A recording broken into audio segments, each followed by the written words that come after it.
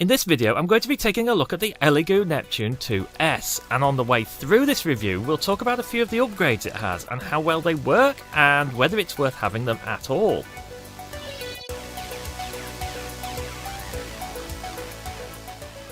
While most of us may know Elegoo from their resin printers, or if you're like me, you know them from their Arduino stuff before that, in fact, they do a line of FDM printers too. The one I've received to review is the Neptune 2S, but before we get into it, let me explain what I've agreed. I'll not waste time reading it out to you, it's all on screen now hopefully, but the bottom line is that I received the printer for review, I don't have to send it back, at least I don't think so, and Elegoo have put absolutely no constraints on how I perform the review or what I say. I do want to move my review formats in the future to be a bit different than perhaps you or Elegoo are used to, because I think if we're honest, a lot of what's in reviews is boring. Even if you're interested in buying the printer, you don't necessarily want to watch or gain anything from staring at the contents of the box while I unpack it. We'll see how it goes this time. Let me know in the comments how you feel about the probably marginal, in this case, change in pacing and ordering, because this is something I'm thinking about, into the future.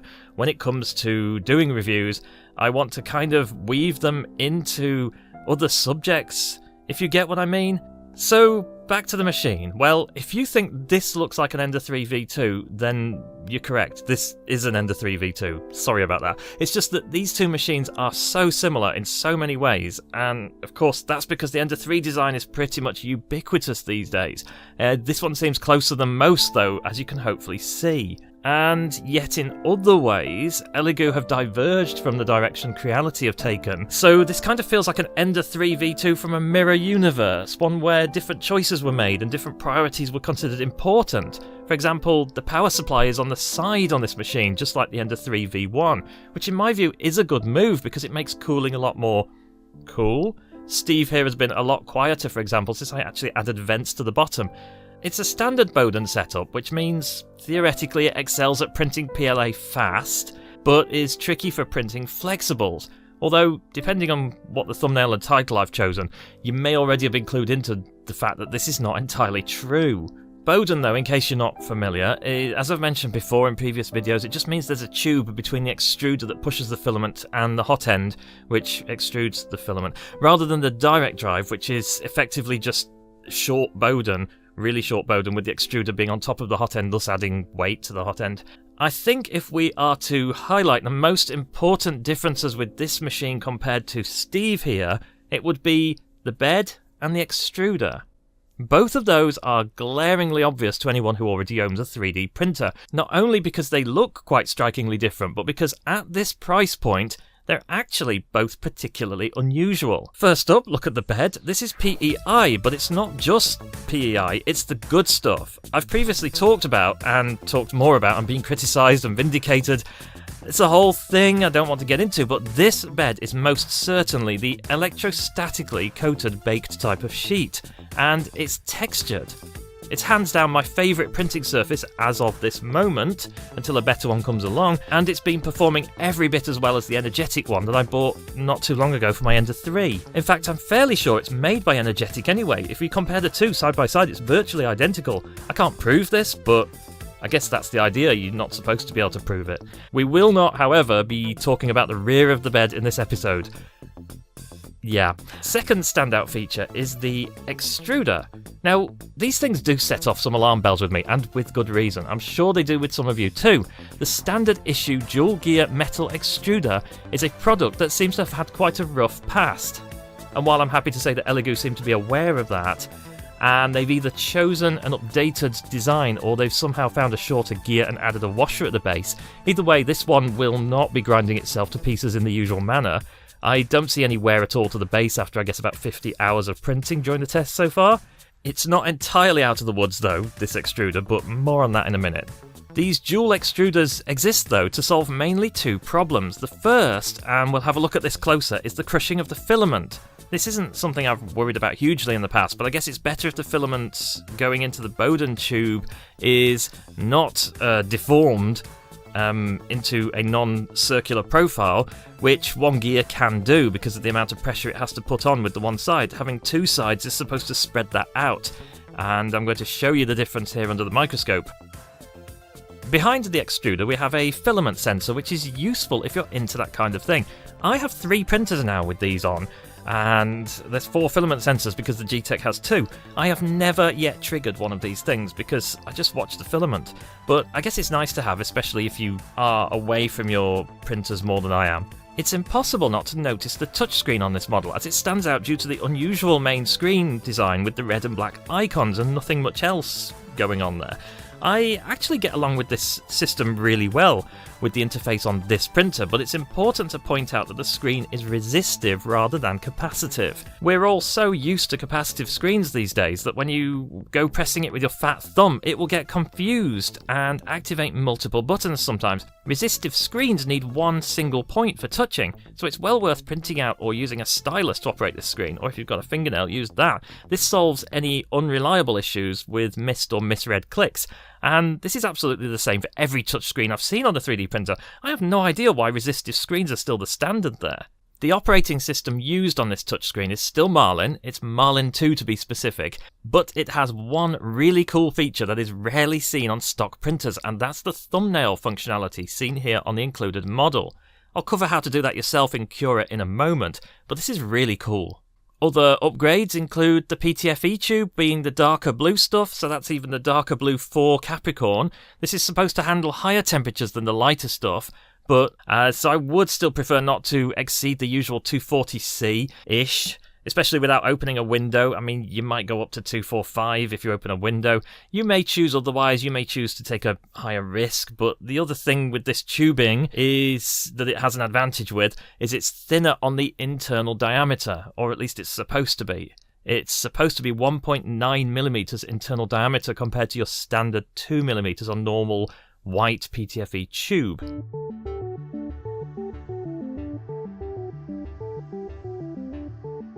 I think this stuff is Capricorn XS due to the darker colour. As I mentioned, it has a stated internal diameter of 1.9mm, with the incoming filament of course being 1.75mm. That leaves very little room to move laterally side to side.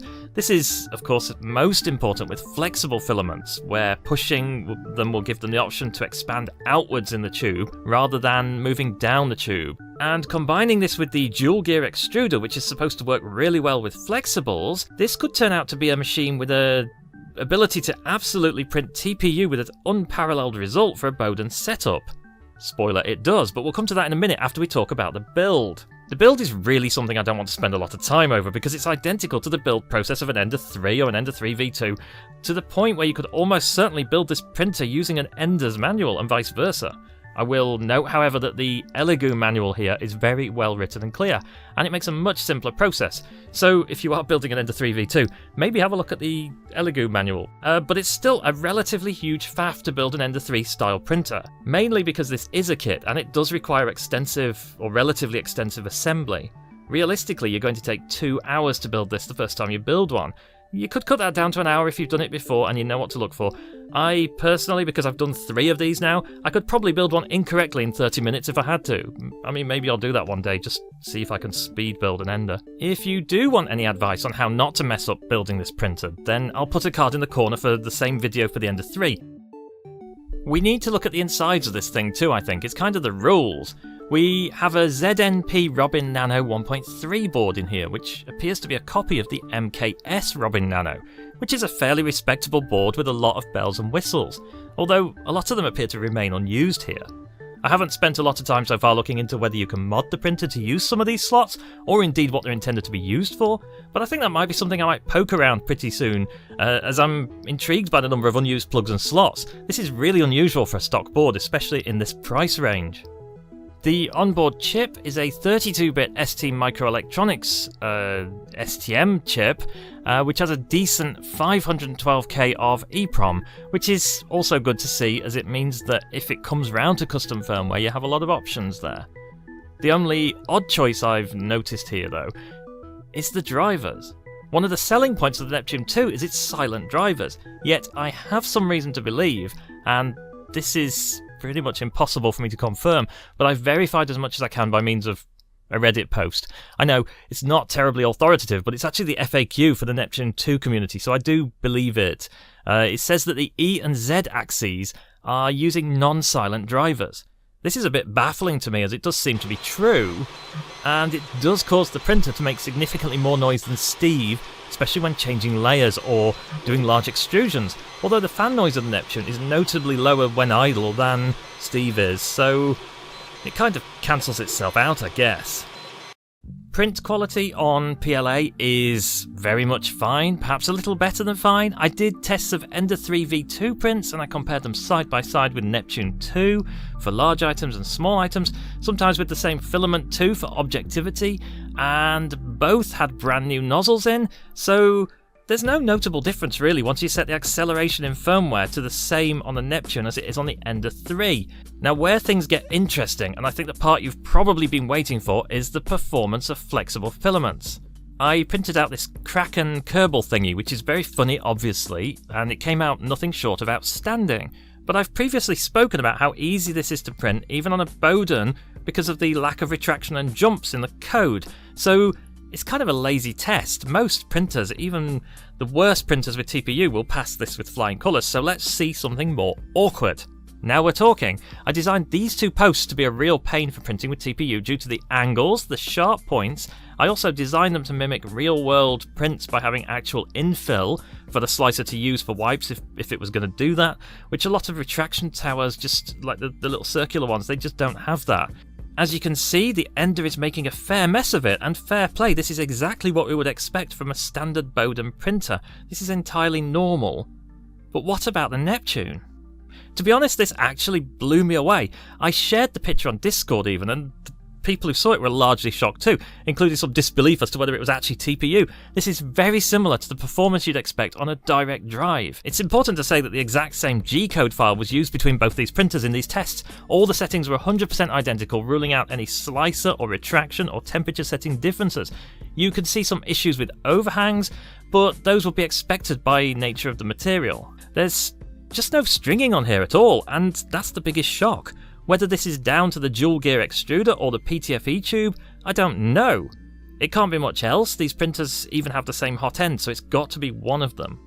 I mentioned earlier about showing you how to get the thumbnails to work, and it's actually very simple. There's a plugin on Cura Marketplace that's intended to be used on the MKS Robin, which I mentioned earlier. This printer has an apparent clone of that board. The plugin adds a lot of apparent rubbish into the generated G-code at the beginning, which you'll be glad to know gets ignored by any other printer like the Ender 3. But this is the weird thing. When you zoom out on this, it's the thumbnail. That's really clever. Anyway, I thought the thumbnail feature was a huge gimmick at first. I didn't see the point really, but when I find myself using it, when I'm hunting through the SD card on the touchscreen, I actually find it really useful as it's used to browse in the menus. So once you have installed the plugin as well and you've enabled it on the printer, this all happens automatically, so you don't have to do anything, and you can set it to be specific to that printer profile, so it won't add that code when I'm printing on the Artillery or the Ender where it's not used. While we're talking about Cura though, to use this printer in Cura, you currently would be best advised to add it as an Ender 3. I have good reason to believe from the GitHub of Cura that Neptune 2 support is very imminent. So by the time you watch this video, it could well already be there, so do have a look for it, although I doubt it will be far different from the current Ender 3 settings anyway, which is a point I do want to move on to. Cross-compatibility is really important if you have an Ender-style printer that lacks the huge community that has built around such popular models as the Ender 3. It's really helpful if you can print out or buy a compatible item and you know that they'll fit. And in this case, this is largely true. The first real print I actually did on the Neptune was this filament guide, which is actually made for an Ender, and it fits fine. Given the huge crossover in the design and materials between the printers, almost everything that's a part for an Ender will be a part for a Neptune, and that makes it a printer that you can confidently buy without having to worry about being able to get replacement parts or whether they'll fit. You could literally put an Ender 3's main board straight in here and start printing immediately, I'm sure of it, albeit probably without a working filament sensor as it's not in the build of Marlin. Speaking of the filament sensor though, about 3 prints in, I noticed the odd squeak during retraction from this area of the printer. I've done a fair bit of poking around here, including looking at the filament sensor, and so far I've found no actual concrete reason why this is happening. I believe the squeak, which is more annoying, very annoying, than a functional issue as far as I can tell, is either being caused by the angle the incoming filament hits the filament sensor, or the bearings in the extruder idler wheel. And I don't know which at the time of publishing the review. I've ordered some specific grease that I will use to grease the inner bearings on this idler wheel, because that's kind of mandatory anyway from what I've read online if you want the extruder to last. But I don't really see why these would be squeaking. It's not evident. They look to be lubricated already. I'm more inclined to believe the noise is actually from the filament sensor rather than the extruder. In fact, I was unable to reproduce the noise at all when the filament sensor was removed from the machine. If it is indeed the extruder that's making this noise, then it just highlights the problems these extruders have been plagued with since forever. For around £6 to £10 and a few minutes work, you could have a new extruder on here. The filament sensor is raised on 2 posts, so unscrewing and removing those would allow you to fit the standard Creality extruder at its normal height, because this extruder is double height. I think it's probably worth struggling along with this dual extruder if it's working fine, or maybe replacing it with a BMG style, because presumably the TPU performance we can see from this printer is down to this extruder. Now moving on, I also want to point out this. If you're buying a printer and intending to use Octoprint or Clipper, or anything else that requires a constantly connected Raspberry Pi or other kind of computer, this means having a USB device connected all the time, and you really want this instead of a micro B port. These are so much better to deal with and so much easier to get working reliable cables for. So, one of the things you may have noticed so far from the screenshots is that I've really managed to achieve some very decent looking first layers from this printer. In fact, this is something that, for the price, is actually quite surprising. The printer's bed, not the PEI but the actual bit underneath it, is comparatively level and not notably dipped in the centre, which is important when you're putting a metal bed like this one on top of it, as it would absolutely show any defects on the first layer, unlike glass that might cover them a little bit. Instead though, I am able to put some really decent first layer results down out of the box with just basic levelling. Speaking of levelling, while Elegoo do now provide builds for the BL Touch for the printer, they do advise not to use them. The main reason seems to be because the Z-axis will be noisy when compensating up and down, and I can agree with that because I can hear definite clicking when it changes layer. I assume this is the non-silent drivers. I'm inclined to agree anyway. For a bed this size, same on all my enders, I don't use auto bed leveling because I think you're better off leveling manually, and if you're still thinking I prefer auto bed leveling, that's fine, that's a personal choice. The take home here is that for a budget printer without leveling, if you know what you're doing, it can get you some really mean looking first layers to post online and then no doubt be told that you're both too close to the bed and too far away. But anyway, they look really good afterwards too, especially combined with the bed texture that it prints onto it.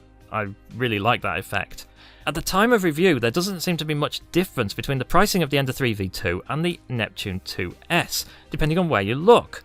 Considering that the Neptune has the PEI bed and a bunch of other upgrades out of the factory, including the touchscreen and seamless thumbnail capability out of the box, both of these printers are budget printers, which will require a fair amount of work to build and tune compared to more expensive models that can generally just be set up out of the box and almost ready to go, and potentially maintenance, especially if you get unlucky, because these are built to a cost and it's a low one at that. So there's actually not much difference between these two printers in build or reliability as far as I can tell, unless, and this is a pretty important one too, unless you think you want to print in flexibles, in which case the Neptune seems to outpace the Ender 3 V2 in quality by quite a margin. But, of course, that could be a margin undone if the reason it does so turns out to be an unreliable, or I guess what you would call needy extruder design, where you have to spend a lot of time fixing the extruder. I found the Neptune during my tests to be otherwise very easy to use, and unlike a glass bed printer, it did not require any special steps to get adhesion to work. These textured PEI beds just stick every time, and the level bed out of the factory made everything really reliable, to the point I can walk off as soon as it starts the first layer and I don't expect any surprises. I would say then in conclusion that overall for the money you are getting a lot more than you ought to be able to, which is kind of consistent with my long-term experience with Elegoo outside of 3D printing, and I suppose that's my final thought. Let me know what you think of the machine in the comments. If you've got one, let me know what you think of it too. If you end up buying one, maybe as a result of this review, let me know. Oh, as a side note, if there's any interest in me swapping this extruder over, like I mentioned earlier, I will actually do it and I'll share the results. If anyone wants that, let me know. Maybe something I cover later in an update. I did see your answers to the question I asked the other day about returning to older machines and re-reviewing them, and it was unsurprisingly, I guess, overwhelmingly popular as an idea. You never know, but I did kind of expect that to be the answer. But anyway, you can expect me to start doing these soon. Otherwise, I will see you next time with hopefully the results of this testing I've been doing on these wheels. Please check below for links, Discord, Patreon, and any updates or corrections to the video. Thank you for watching.